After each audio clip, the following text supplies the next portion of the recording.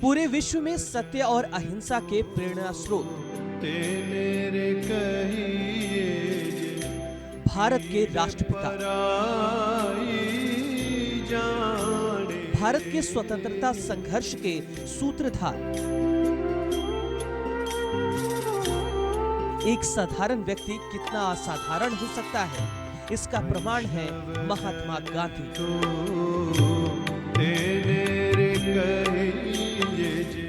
गांधी जी का पूरा जीवन चरित्र ही ऐसा है, बचपन से लेकर के समझे के अंतकाल तक कि संघर्ष पूर्ण तो रहा ही, त्याग पूर्ण भी रहा। और गांधी जी के जो विचार थे, उनके विचार जितना आप उसको पढ़ेंगे, जितना गांधी जी को जानेंगे, उतना ही आपको गांधी जी के बारे में जानने की जिज्ञासा होगी और गांधी जी को ही प्रभावित आपको लगेगा। अब जैसे बचपन की बात को ले लीजिए, गांधी जी पिताजी सभी जानते हैं, गांधी जी का जन्म उनके पिताजी करमचंद गांधी थे, उनकी माता पुतलीबाई थी। उनका जन्म गांधी जी का 2 अक्टूबर के दिन ही हुआ था 1869 को। और गांधी जी का जो एजुकेशन शुरू हुआ वो वहीं अल्फ्रेड कॉलेज स्कूल राजकोट में, वहीं गांधी जी का एजुकेशन शुरू हुआ। गांधी जी को पढ़ने में बहुत ज़्यादा तेज नहीं थे, साधारण थे, और लेकिन गांधी जी में एक अलग ढंग की प्रतिभा हुआ करती थी। वो पढ़ाई को कभी कभी उनको, जैसे उन्होंने लिखा है, कभी पढ़ाई उनसे उब जाया करते थे। लेकिन खैर अपना जैसे और भी जो बाल्यकाल में जो होता है, उन सब के होते हुए गांधी जी ने मैट्रिक परीक्षा पास की। उसके बाद कॉलेज में, भावनगर में ही कॉलेज में उन्होंने एडमिशन लिया। लेकिन खुद गांधी जी लिखते हैं कि बहुत से जब शिक्षक जो लेक्चर दिया करते थे, तो गांधी जी ने खुद लिखा है कि बहुत से लेक्चर हमारे सिर के ऊपर से गुजर जाया करते थे। तो गांधी जी, तो कहने का मतलब है कि गांधी जी पढ़ने में बहुत, सिर्फ पढ़ने में, इसका मतलब वो इतने महापुरुष थे, इसका मतलब बचपन से उनके मस्तिष्क में बहुत सी बातें घूमती थी। इसलिए कहीं स्थिर होकर के वो सिर्फ किसी का लेक्चर सुन रहे हो, वैसे नहीं लग पाता था। उनके पिता एक दीवान रहे थे पोरबंदर में, कठियावाड़, और यही कारण है कि उनका जीवन अच्छी तरह से गुजर बसर होता था। वे अपने पिता की चौथी माँ के पुत्र रहे थे, लेकिन उन्हें विदेश में पढ़ाया गया। वे बार एट लॉ करने के लिए लंदन चले गए थे, और वहीं वे 1888 से लेकर 1893 तक वहाँ पर रहे थे, और वहाँ भी उन्होंने अपनी छाप नहीं छोड़ी। वे वहाँ भी एक शाकाहारी होने के नाते बेजवाटर में एक होटल को प्रमोट किए, और वहाँ आज भी बेजवाटर में लोग डोसा बड़ा खाते हैं, और मैं भी वहाँ जाकर डोसा बड़ा अपने दोस्तों के साथ खाया हूँ।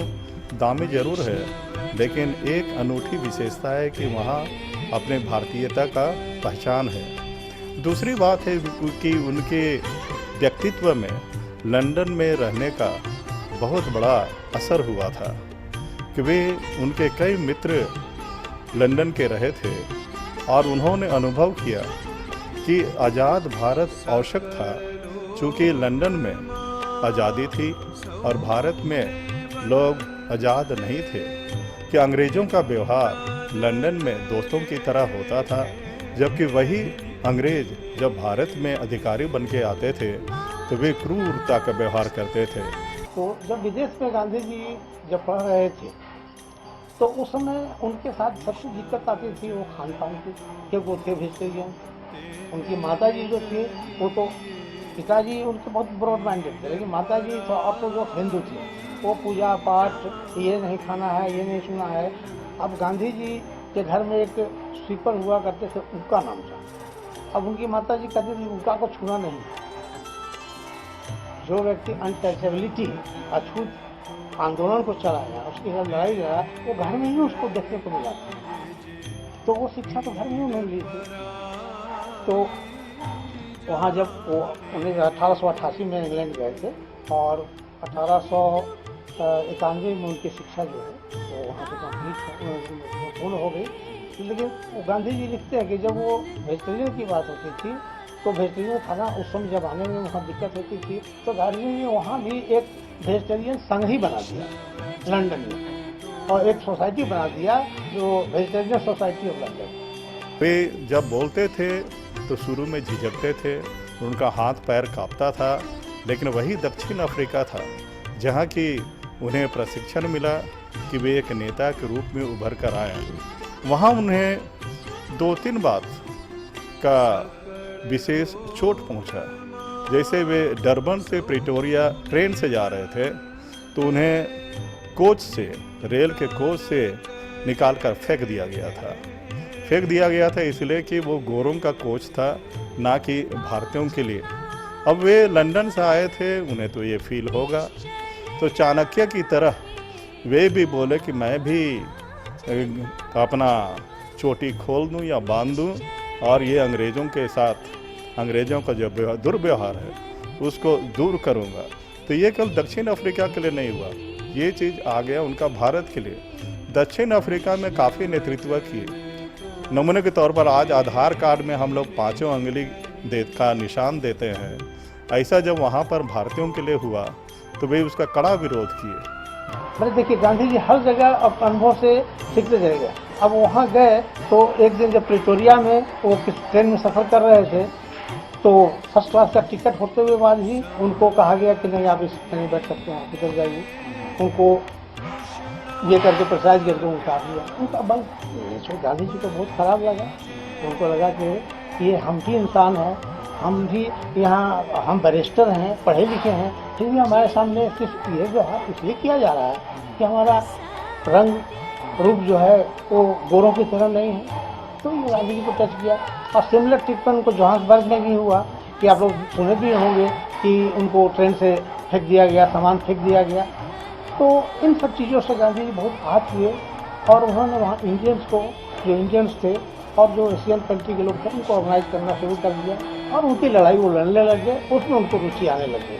उनके मुकदमा भी लड़ते थे और उनके साथ साथ ये आंदोलन भी करते थे। ऑर्गेनाइजेशन वो उनका बनाए, वहाँ ये संघर्ष शुरू हुआ। लेकिन वहाँ कुछ न कुछ कानून अंग्रेज बनाते थे जिसमें कि कभी मान ली जो जैसे माइग्रेशन वगैरह का जो होता है प्रोसेस होता है उसको कड़ा कर देना, इमिग्रेशन को थोड़ा वो लोग टफ कर देते थे ताकि इंडियन वहाँ आ नहीं पाए, आ गए तो वहाँ फिर बस नहीं पाए। वहाँ नील की खेती पर ज़्यादतियाँ हो रही थी कि ज़बरदस्ती लोगों को नकदी फसल करवाया जाता था। जहाँ आलू की खेती अच्छा होती थी, गोभी की खेती अच्छा होती थी, वहाँ बोलते कि नील की खेती करो, और नील की खेती करने में उनको बड़ा कष्ट था। और तब गांधी जी ने उनको कहा कि आप लोग धरना दीजिए, भूख हड़ताल कीजिए, और स्वयं अपने जेल भी चले गए। उनको छोड़ा भी जा रहा था, बोला कि नहीं मैं जेल ही में रहूँगा, और उसमें भी सफल हुए, उसमें भी अग्रीमेंट हुआ। इसी दौरान वे फिर मजदूरों को इंडेंचर बोलते हैं, उनको हस्ताक्षर या कुछ पैसा देना पड़ता था विदेशों में सेवा करने के लिए, इसका भी विरोध किए। जवान जिसमें गांधी जी साउथ अफ्रीका में थे उसमें यहाँ नेता हुआ करते थे आपको गोपाल कृष्ण गोखले, बाल गंगाधर तिलक, ये सब दादा भाई नौरोजी, ये सब यहाँ नेता हुआ करते थे। वो लोग काफ़ी सिंह थे। तो गांधी जी जब अफ्रीका में थे तो वो संपर्क में, गोखले जी के संपर्क में रहा करते थे और कभी कभी उनसे पत्र व्यवहार भी हुआ करता था। तो इसी बीच में गांधी जी को वापस आना पड़ गया। तो उन्होंने कहा वहाँ के अफ्रीका में के भारतीयों से कि भाई मैं जाना चाहता हूँ। हालांकि लोग आने नहीं जाना चाहते थे। गांधी जी के रूप में वहाँ उन लोगों को एक सहारा मिल जाता और जो उनकी लड़ाई लड़ रहे थे। तो इस वादे के साथ गांधी जी वहाँ से आए, 1897 में आए। तो 2 बार तो आए थे, 1901 में भी आए थे। तो इस वादे से आए कि जब भी हमको बुलाएंगे, आपको बुलाएंगे तो आपको आना होगा। तो गांधी जी यहाँ आए। गांधी जी यहाँ आने के बाद तत्कालीन जो नेता थे, गोपाल कृष्ण गोखले थे, तिलक साहब थे, और लोगों से उन्होंने वहाँ के बारे में बताया कि वहाँ क्या स्थिति है, यहाँ के बारे में भी समझा। इसी बीच में गांधी जी देश के राजनीति को भी समझने का काम किया, कुछ यहाँ पर उन्होंने घूमने का भी काम किया ताकि देखें कि हमारे देश की स्थिति क्या है। इसी बीच में पुनः उनको वहाँ से आया कि उन लोगों की कठिनाइयाँ बढ़ गई, तो फिर वहाँ से बुलाया हुआ तो ये फिर वहाँ गए और उन लोगों के दुख में सहभागी होते हुए उनको आंदोलन करते रहे।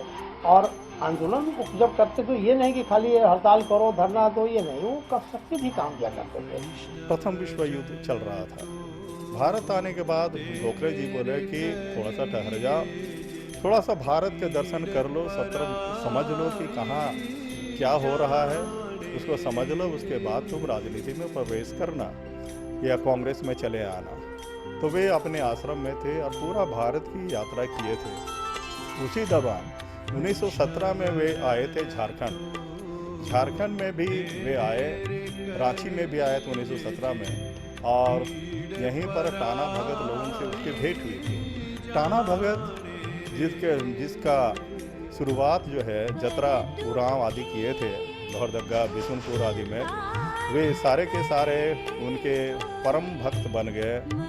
अब ये कहना तो कठिन है क्योंकि 1914 में टाना भगत मूवमेंट या आंदोलन शुरू हुआ था जतरा भगत का, जबकि 1914 में गांधी जी दक्षिण अफ्रीका में थे। लेकिन टाना भगत लोग खड़ाऊ पहनना, सादा कपड़ा पहनना, जनोई पहनना 1914 से ही शुरू कर दिए थे। और अहिंसा के बाद भगवान विष्णु का वर्शिप वे लोग पहले से कर रहे थे। अब कहना मुश्किल है कि गांधी जी खड़ाऊ पहनने इनके साथ सीखे कि टाना भगत लोग गांधी जी से सीखे, जो भी है, लेकिन उन्होंने रांची में कदम उठाया था। गांधी जी सत्य और अहिंसा को जीवन में सर्वाधिक महत्व देते थे।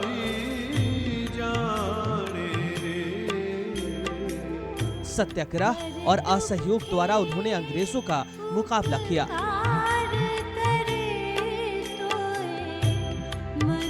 वे सभी मनुष्यों को समान मानते थे।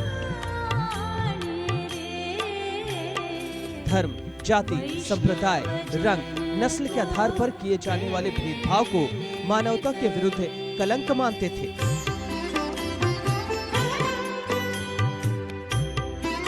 गांधी जी ने अछूतों को हरिजन कहा। वे आर्थिक असमानता को मिटाकर वर्ग विहीन, जाति विहीन समाज की स्थापना करना चाहते थे।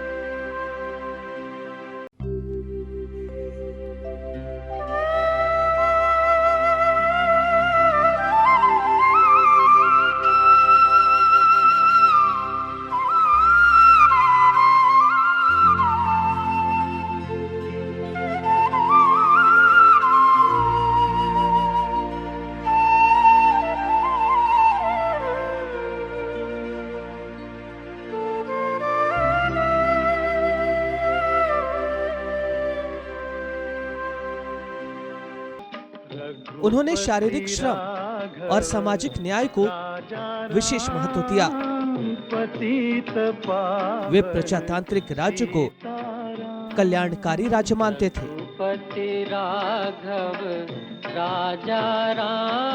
गांधी जी के अनुसार नैतिक आचरण का जीवन में विशेष महत्व होना चाहिए। सत्य, न्याय, धर्म, अहिंसा, अपरिग्रह, निस्वार्थ सेवा मानवता की सच्ची सेवा है। दीन दुखियों की सेवा ही सच्चा धर्म है।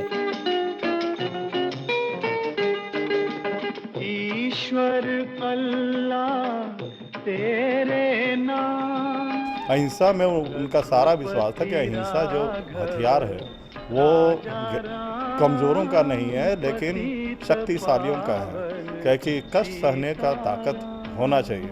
और इसी में वे 1918 में जब प्रथम विश्व युद्ध खत्म हो गया, तब गांधी जी को लगा कि उनके साथ धोखा हुआ। वे प्रथम विश्व युद्ध में वे बोलते थे कि सभी लोग ब्रिटेन का साथ दो, सभी लोग सेना में भर्ती हो जाओ, खुलकर उदारतापूर्वक योगदान दो कि प्रथम विश्व युद्ध में इनकी जीत हो जाए। वे लोग बोले थे कि हम लोग आप लोगों को स्वयं शासन दे देंगे, आप लोग स्वयं शासन कीजिएगा।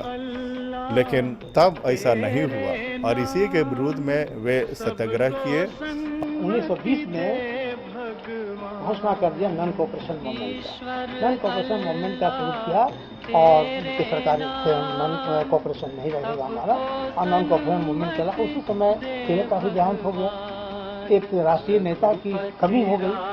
तो उस समय गांधी जी सबको सर्वमान एक मार्गदर्शन नजर आए। तो गांधी जी के ही निर्देश पर देश चल निकला।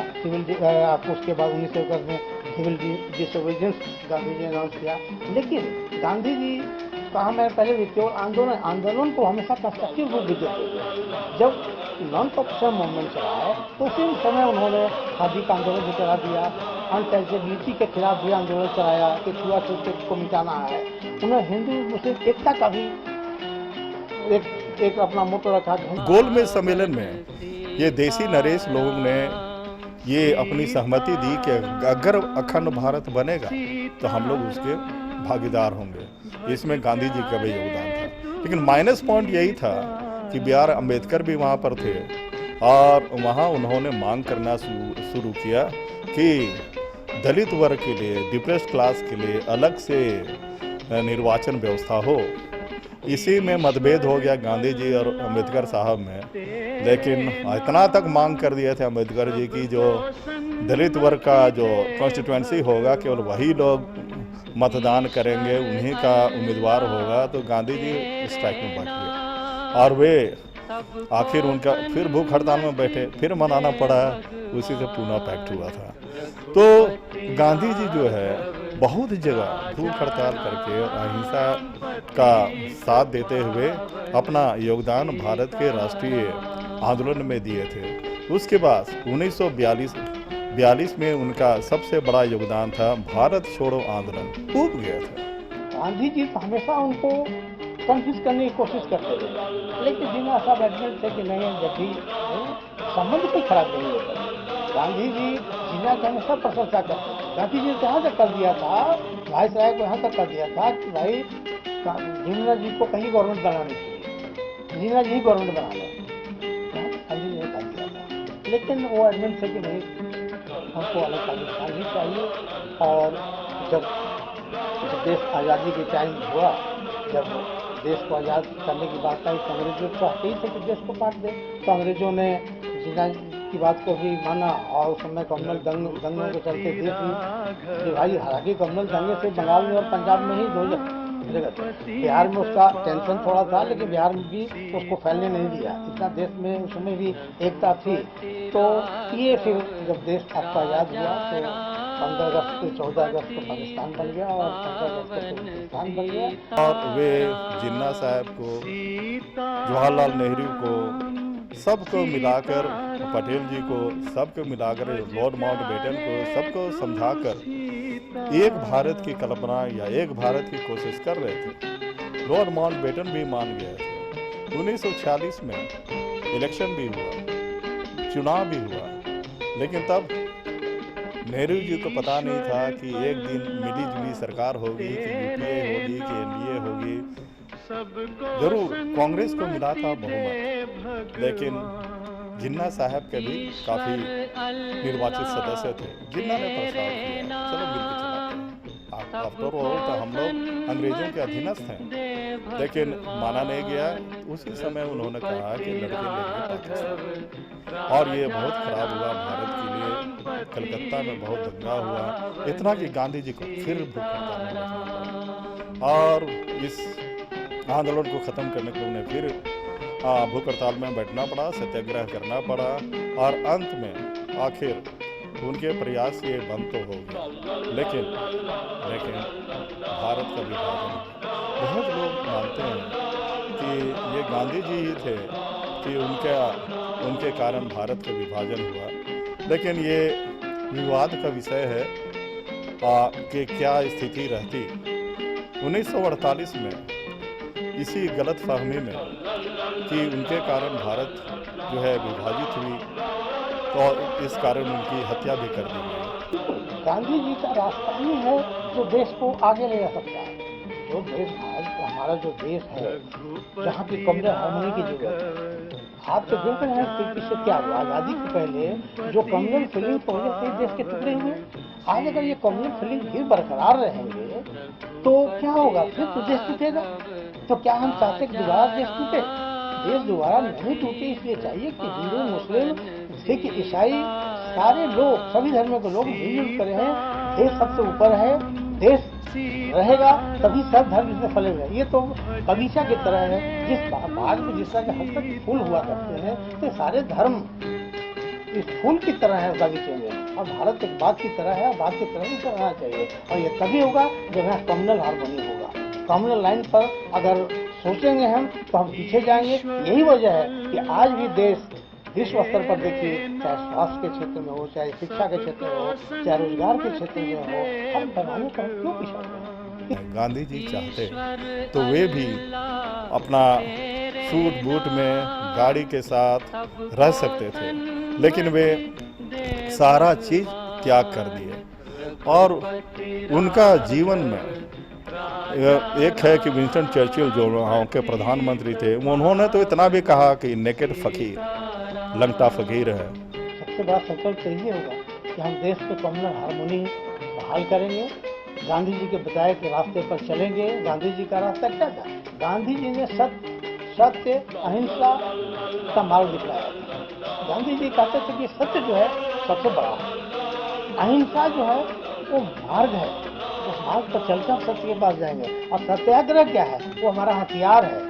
सत्याग्रह क्योंकि हथियार से अहिंसा के मार्ग पर चलते हुए हम सत्य को प्राप्त करेंगे। गांधी जी के बारे में कई रोचक बातें सामने आई हैं। गांधी जी ने दक्षिण अफ्रीका प्रवास के दौरान 1899 के एंग्लो बोयर युद्ध में स्वास्थ्य कर्मी के तौर पर मदद की थी। वहीं उन्होंने युद्ध की विभीषिका देखी थी और अहिंसा के रास्ते पर चल पड़े थे। गांधी जी का सिविल राइट्स आंदोलन कुल 4 महाद्वीपों और 12 देशों तक पहुंचा। दुनिया में महात्मा गांधी के आदर को इस बात से समझा जा सकता है कि जिस देश से भारत को आजादी दिलाने के लिए उन्होंने लड़ाई लड़ी, उसी ने उनके सम्मान में डाक टिकट जारी किया। जी हां, ब्रिटेन ने उनके निधन के 21 साल बाद उनके नाम से डाक टिकट जारी किया। भारत में छोटी सड़कों को छोड़ दे तो कुल 53 बड़ी सड़कें महात्मा गांधी के नाम पर हैं, जबकि विदेश में कुल 48 सड़कों के नाम उनके नाम पर हैं। गांधी जी ने साउथ अफ्रीका के डरबन, प्रिटोरिया और जोहान्सबर्ग में कुल 3 फुटबॉल क्लब स्थापित करने में मदद की थी। महात्मा गांधी की शव यात्रा 8 किलोमीटर लंबी थी। 13 साल की उम्र में गांधी जी की शादी उनसे 1 साल बड़ी कस्तूरबा गांधी के साथ हुई। शादी से संबंधित प्रथाओं को पूरा करने में 1 साल लग गया और इसी कारण वो 1 साल तक स्कूल नहीं जा पाए थे। ये बात भले ही आपको अचरज में डाले, लेकिन सच है कि शांति का नोबेल पुरस्कार गांधी जी को अब तक नहीं मिला है। हालांकि उन्हें कुल 5 बार अभी तक इसके लिए नॉमिनेट किया गया है। देश को विकास एवं आजादी की राह पर खड़ा करने और मानवता को नई दिशा देने वाले प्यारे बापू सांप्रदायिकता के घोर विरोधी थे। 30 जनवरी 1948 को राष्ट्र के इस महामानव को प्रार्थना सभा में जाते हुए नाथूराम गोडसे नामक एक नवयुवक ने गोली मार दी। गांधी जी मरकर भी अमर हो गए।